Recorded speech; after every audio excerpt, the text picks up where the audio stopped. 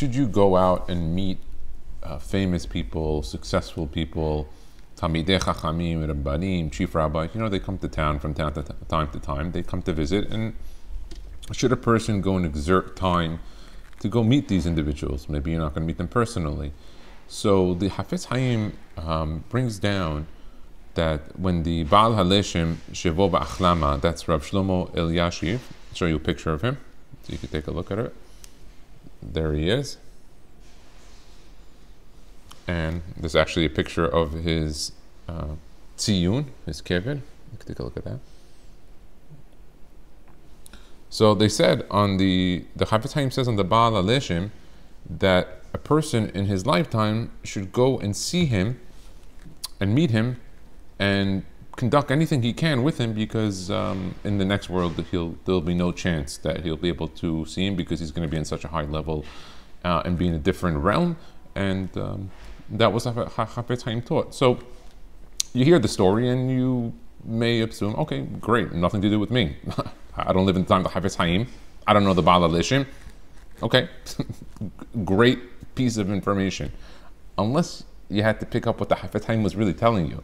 See, he wasn't telling you something that he knew that you weren't going to go visit the Baal HaLeshem. He was telling you that when neshamot come down to earth and they get engulfed into a body, many times you'll have the opportunity to meet people that in the next realm of the Olam HaEmet, where the souls and the neshamot are, there's no chance in the world that these two neshamot can meet. They're on completely two different levels. One's very high, one's very holy, the other one can't meet.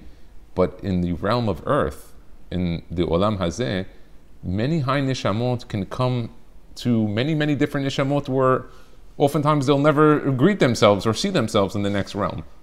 And so what the Chafetz Chaim was telling you is that you have an opportunity to actually meet and see people that are a tremendous neshamot. They have done special things, they can do more special things, and the glimpse of seeing them and observing them will have an effect on your neshama and does carry itself. I often say this famous story that back in the early 1900s, the mile was ran something like 7 to 11 minutes, something like that. And it took a long time for the record to actually change. And then suddenly, someone broke the record, and subsequently, over the next year or two, the record got broken another 3 or 4 times, and then it has kept on getting broken. And part of, I believe, the reason for that was that originally people heard or had seen or observed that, the mile was ran by a certain person, and it took this long, and they kind of just dismissed it and, moved on, didn't bother them. But as people, started to see the runners, and they started to actually see what they were capable of doing and visually meeting them, they said, if this guy could do it, then I could probably do it. And as more and more people started to read about it and see it and observe it, it started to become more palpable and more possible to happen. And I think this is maybe what the Chafetz Chaim was kind of telling us. He was saying that, look, there's a lot of neshamot that come down into a body that are very holy, and for one reason or another, they're in a certain place, a certain time, a certain locale, and you can go and glimpse it. But the benefit of not only that a neshama in this earth can get a glimpse and meet neshamot that they otherwise cannot in the next realm, in the next olam. What's even further is that by meeting them, you can actually take a piece of something that they have done, that they have accomplished, and oftentimes just seeing them and meeting them can make some of the ideas that you may have thought of possible. And I know for myself that I had a chance of meeting Rabbi Beryl Wine just one time in my life. He visited Rabbi Minzer in Brooklyn. It was when it was on Ocean Parkway and Avenue R. He was already in his 80s.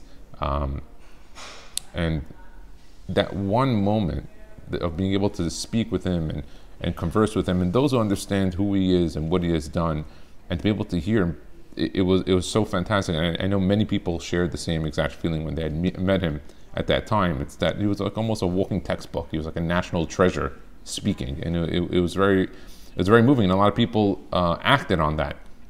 He spoke about a lot of different things, about Techilit and about different mitzvot, and they all acted on it. And I think that taking this ma'amad of the Chafetz Chaim to the next level of going to meet Talmidei Chachamim, going to meet those that are successful in the Torah world, not those that are marketed as the most important, but there's many different facets in that what that success means, and going out and meeting them and observing and seeing what they're doing, and that can have a tremendous glimpse and blessing on the neshama.